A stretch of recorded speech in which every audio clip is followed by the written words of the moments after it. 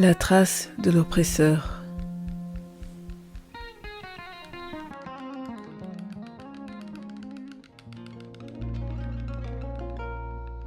Lorsqu'on observe le fonctionnement de nombreuses familles africaines, certaines attitudes peuvent être perçues comme relevant de la culture. Une grande pudeur émotionnelle ou difficulté à exprimer l'affection. Des injonctions éducatives autoritaires, voire parfois une banalisation de la violence physique.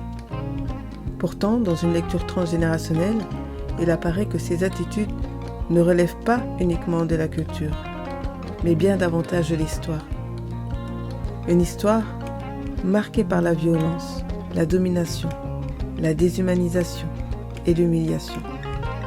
Lorsqu'un peuple a été exposé sur une longue période à ces atrocités, il y a une intégration inconsciente qui s'installe, comme un mode de fonctionnement dans les relations qu'on appelle l'intériorisation de l'oppresseur par la victime.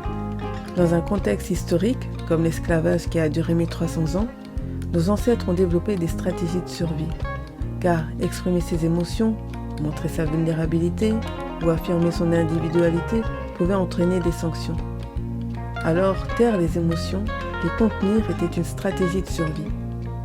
Ces mécanismes apparaissent comme des héritages invisibles, transmis de génération en génération.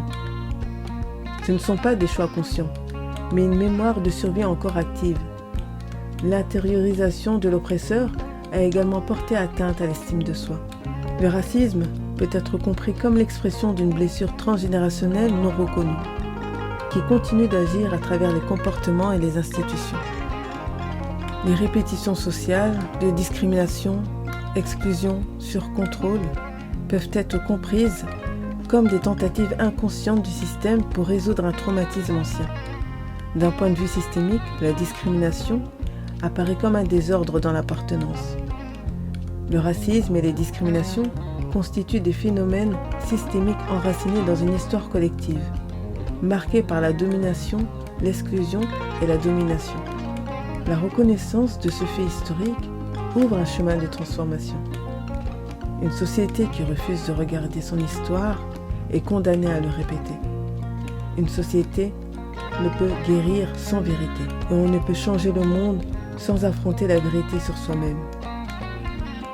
Le problème de racisme vient aussi d'un problème moral profond.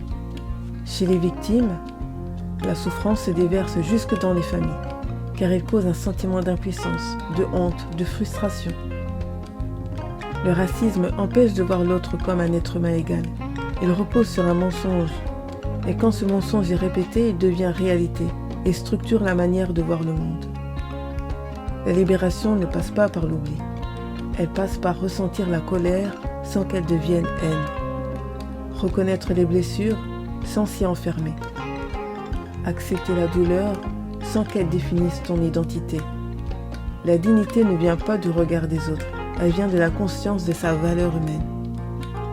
On ne changera pas l'état d'un peuple tant qu'il ne changera pas ce qui est en lui-même.